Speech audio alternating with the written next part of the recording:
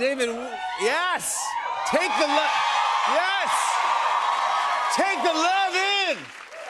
They love you. We love you. Welcome to The Tonight Show, bud. They don't even know me. Yes, they do. Thank you for being on The Tonight Show, and thank you for being, congrats on being in the #1 movie in the world, by the way. That's crazy. People tell me that. Yeah. You're in the #1 movie in the world. Yeah, is that at all, does it change the way you're feeling right now? When you keep saying it like that, it does sort of start to sink in. The #1 movie in the world. Not just here, the world. Yeah, everyone saw you this weekend. Good.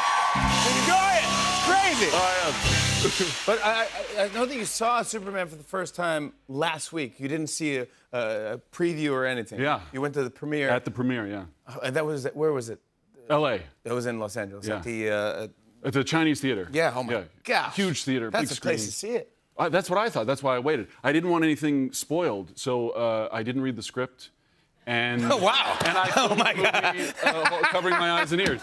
Oh my just God. Really wanted you the really authentic method. audience Yes. experience, you know. Yeah, It was great though because it was usually I watch a movie early if I'm nervous. I want to get my self-conscious viewing out of the way early. Okay. But when I started seeing the trailers, I kind of got the feeling of what it might be to watch the movie as an audience member, and there was this uplifting energy and this feeling of inspiration. It feels like the movies that I grew up watching that I loved. So I wanted to preserve the experience. And everyone cheered and went Yeah, crazy. It was a great audience for a big crowd, and the cast and some of our crew and their loved ones. So just a very positive, supportive It's audience. like family. I mean, you spend a lot of time doing these movies. Yeah, and James does that specifically. He really makes a familial feel on. He seems like a fun guy, James Gunn. Yeah, he loves what he does. He does, yeah. But that wasn't the last time you saw the film.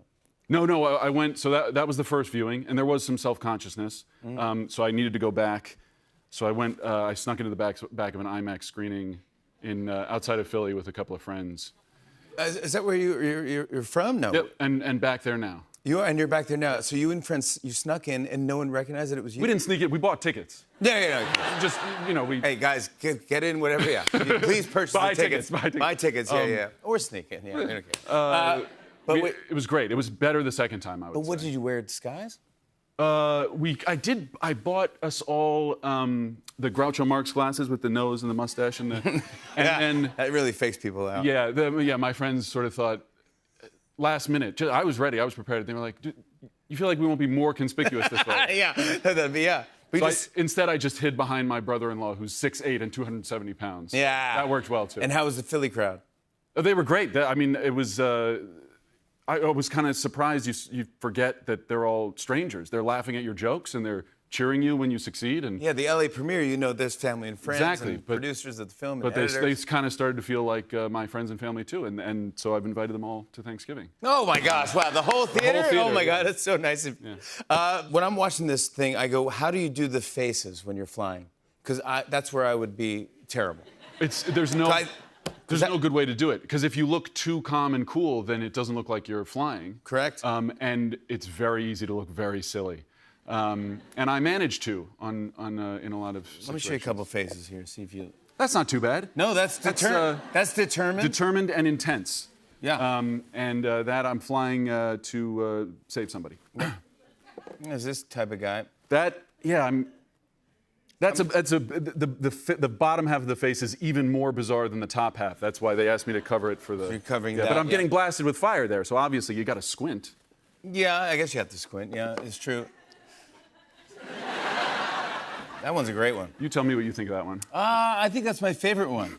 That's again kind of determined, but it's kind of like, oh yeah, I'm going fast. I don't want to throw anybody under the bus, but James and his cinematographer Henry Bram do have this habit of putting very wide lenses on the camera and then getting about 3 inches from your face for your close-up, which isn't the most flattering angle. But I'll tell you what, on the big screen, it really makes you feel like you're right there with us, which is pretty cool. It looks cool. And everyone's loving Crypto the dog. Yeah, how could you not? No, I mean, it's not a real dog.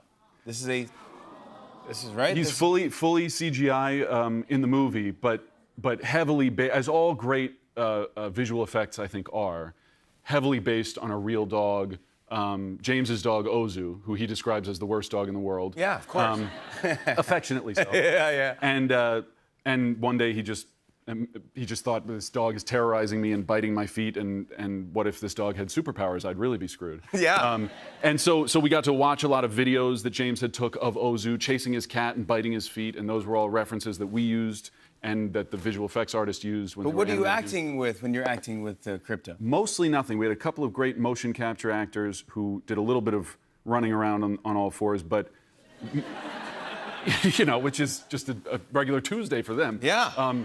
There's not so much. There's a lot in the movie that Krypto does that human beings can't do. So that was for just a few specific moments. Mostly, it was us asking James, sorry, what exactly is Krypto doing here? And then James getting down on all fours and really acting out how that's exactly how you direct how a movie. Yes, that's what a director does. That's what a good director does. Yep, gets his hands dirty. And I know that your own dog, Ira, was on set. Yeah. A lot. My mom's dog. I only stole him from my mom. My mom takes credit for, or gets credit for raising him. Now, was he a little upset that he wasn't cast as Krypto? Well, yeah, early on I asked James if they were auditioning dogs. I thought he's a very well-behaved dog and he has a great look. And he's wearing the outfit, yeah. Well, he wasn't wearing the outfit. We put him in that outfit. Oh. I just thought he'd normally just put it on. Yeah.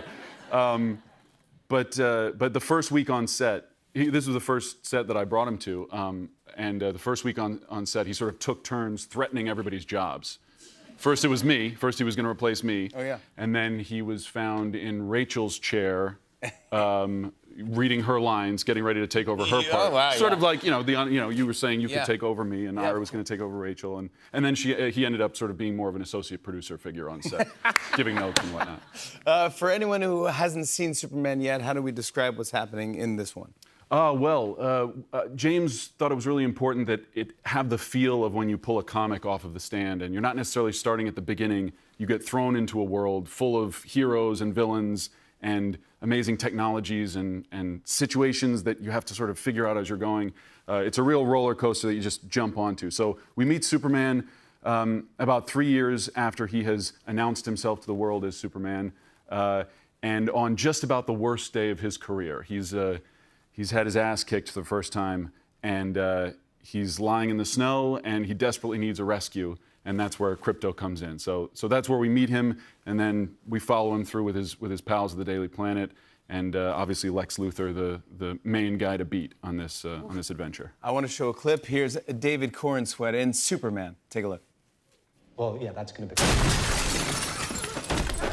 Lex, I tried to stop him. It's fine, Heather. Superman, we finally meet. Would you like a coffee? Where's the dog?